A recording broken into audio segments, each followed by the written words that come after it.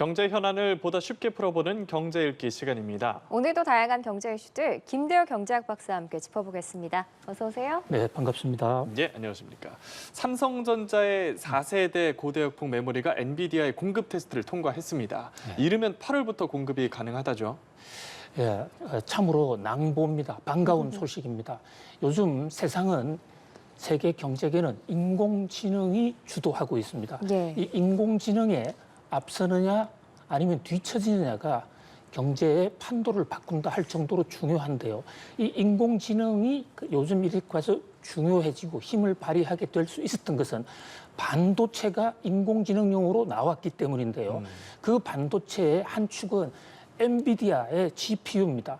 이 엔비디아의 GPU가 그래서 엔비디아가 지금 세상을 주도하는 회사가 됐는데요. 우리나라에도 이 인공지능에 기여하는 회사가 있습니다. SK 하이닉스가 바로 이 엔비디아의 GPU와 함께 들어가는 그 반도체가 HBM이라는 것인데 네. 하이밴디지 메모리라는 것입니다. 그런데 여기서 많은 사람들이 의아하게 생각을 해왔던 게 메모리 반도체 하면 삼성전자가 세계 1등인데 네. 왜 삼성전자는 제대로 납품을 하지 못하느냐.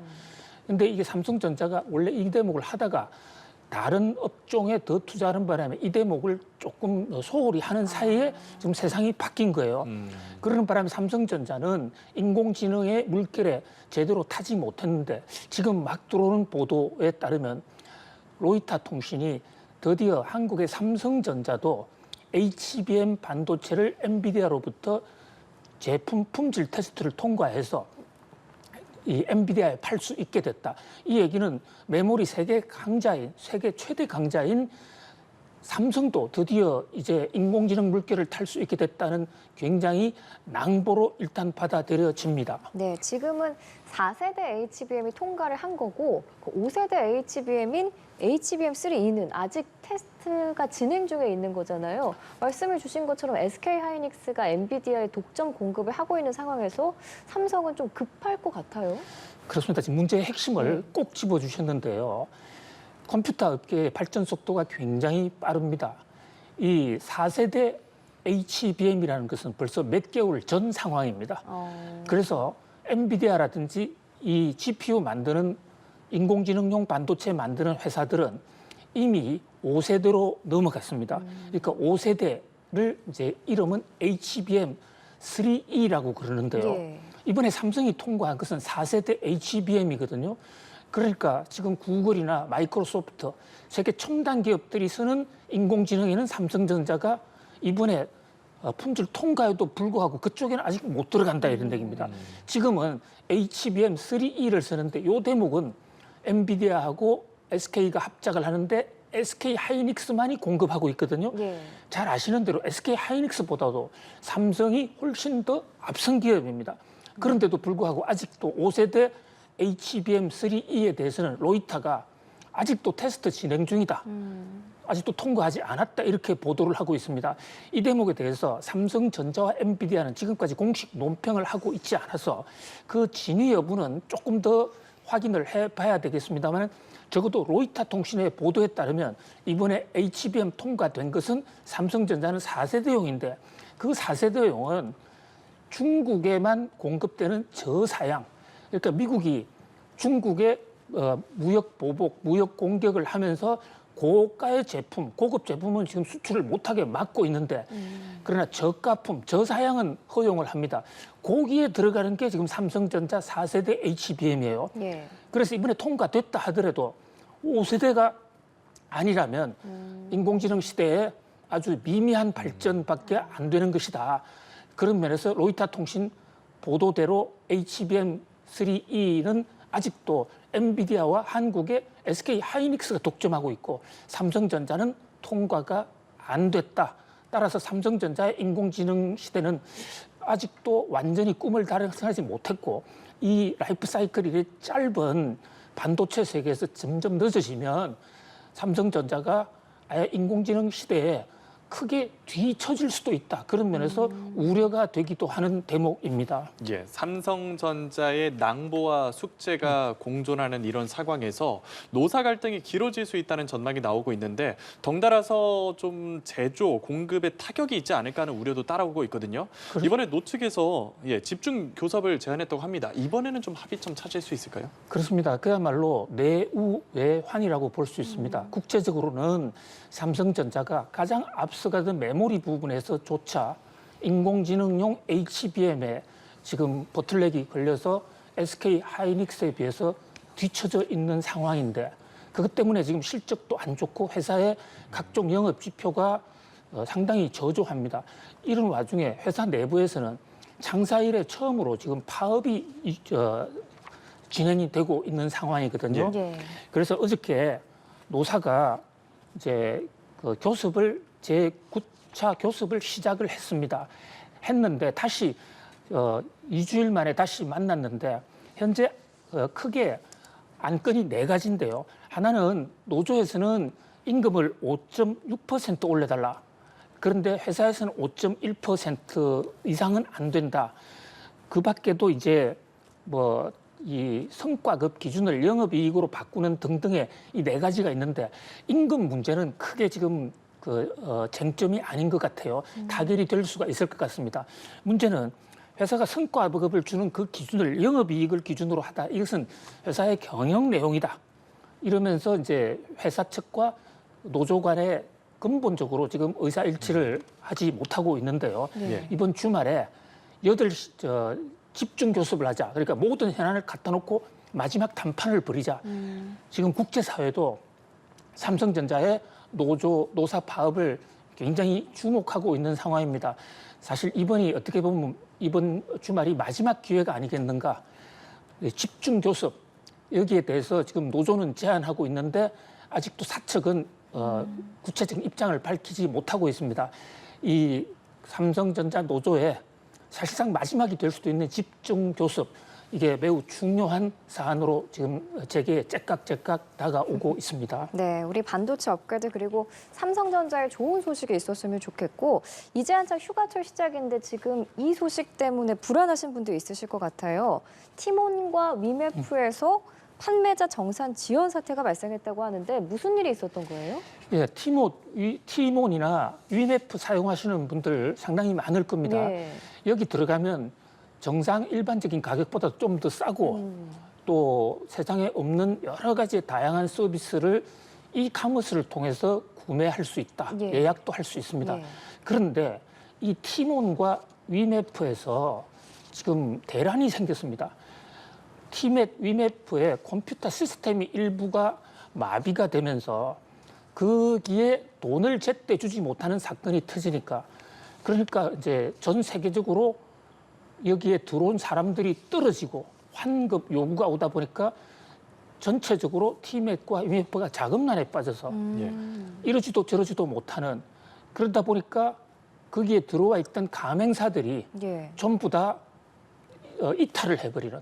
이탈을 해버리니까 예약은 여름 휴가 같은 경우는 3달 전, 4달 전에 예약을 이미 했고 돈도 냈습니다. 예. 예. 그런데 누가 돈을 횡령해 간 상태는 아니지만요. 네. 그 시스템 불안 등의 이유로 인해서 그 돈이 제때 지급이 안 되다 보니까 입점업체가 우리는 더 이상 하지 못하겠다. 돈을 못 받았으니까 입점업체 입장에서는 계약을 파기하게 되는 것이고 그러다 보니까 여기에 티몬이나 위메프를 이용해서 계약을 했던 구매를 했던 많은 사람들은 특히 여름 휴가의 경우에는 예. 예. 눈앞에 두고 지금 돈은 돌려준다고 그러는데 그러나 3개월 전 숙박 입장권 예약을 어떻게 할 것이냐. 그리고 우리 이런 이카머스에 몇 번 사고가 있었습니다. 돈을 실제로 못 돌려주는 사건도 몇 번 있었거든요. 예. 그러니까 이런 사건으로 확대되지 않는가. 그래서 그 이용자들의 불안감이 아주 최고적으로 지금 증폭이 돼 있는 그야말로 대란 상황이다. 이렇게 볼 수 있습니다. 예, 이 티몬하고 위메프가 싱가포르 기반의 Q10의 계열사라고 하는데 지금 모기업의 유동성 위기에 대한 지적도 나오고 있습니다. 그렇습니다. 그런데 이게 Q10이 싱가포르에 본사를 두고 있는데요. 예, 완전 싱가포르 자본이 아니고 여기에도 한국 자본이 대부분 들어가 있는 우리나라 사람이 만든 기업인데 예. 싱가포르에 본사를 두고 있습니다. 아. 원래 티몬과 IMF는 따로따로 다른 기업이 있는데 이 Q10을 중심으로 계열사가 됐어요.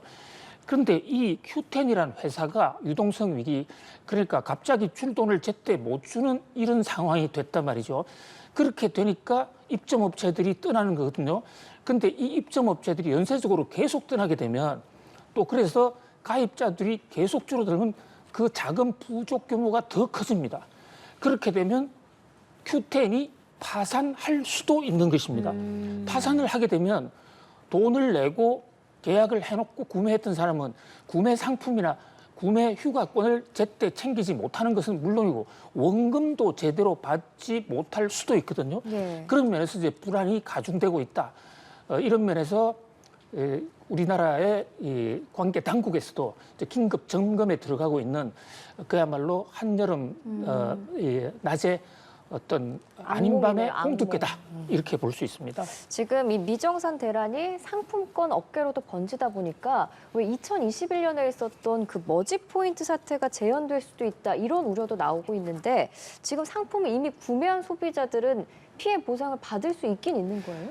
예, 좋은 지적을 해주셨는데요. 머지라는 그 이카머스 회사가 예. 불과 몇 년 전에 엄청나게 대란을 일으켰습니다. 이 맞아요. 머지는 더더군다나 상품권을 팔면서 싸게 한다. 이래가지고 팔고 부도를 내버렸습니다. 맞아요. 그래서 많은 사람들이 돈을 제때 못 받고 관계자들은 지금 구속이 돼 있는 이런 상태인데요. 지금 현재까지는 이 티몬과 그 IMF. IMF 측에서 우리는 충분히 자금을 줄 수 있다. 이자까지 붙여주겠다고 공시를 하고 있는데 문제는 경제가 살아있는 생물입니다.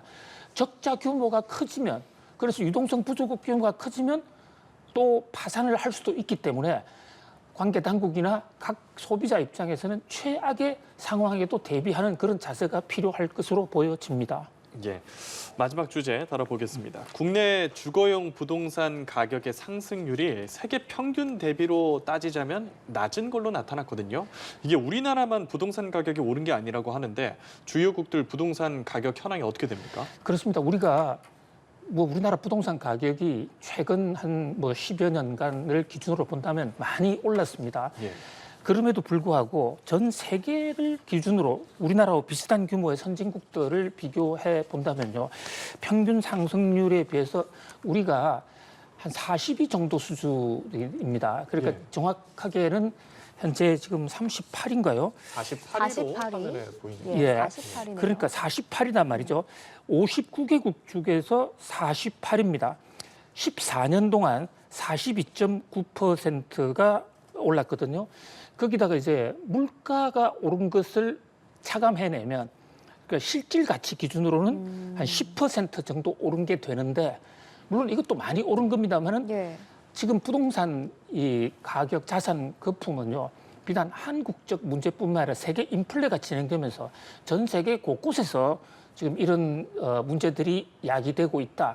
그런데 이런 야기되고 있는 나라의 경우에 좀 59개국 중에서는 우리가 단순 비교하기 어려운 경제가 불안한 나라도 많이 있습니다. 예. 그렇기 때문에 우리가 59등 중에 59개국 중에 48이라고 해서 낮다고 너무 안심할 수도 없는 것이지만 예. 그러나 세계적인 현상이다.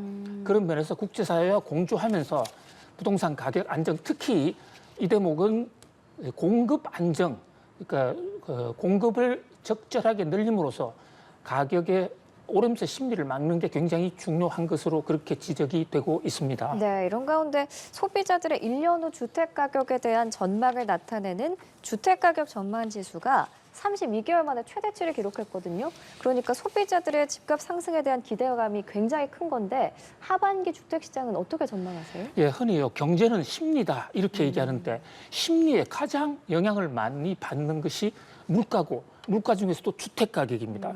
보통 성장률은 우리가 아무리 우리가 내년에 2배로 성장한다고 생각해도 성장률은 객관적인 숫자가 그대로 나오는데 예. 물가는 다릅니다. 오른다고 생각하면 빨리 소비하게 되고 있는 사람은 안 팔게 됩니다.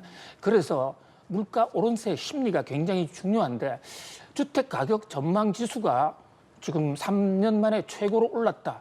이 얘기는 앞으로 부동산이 불안해질 수도 있다.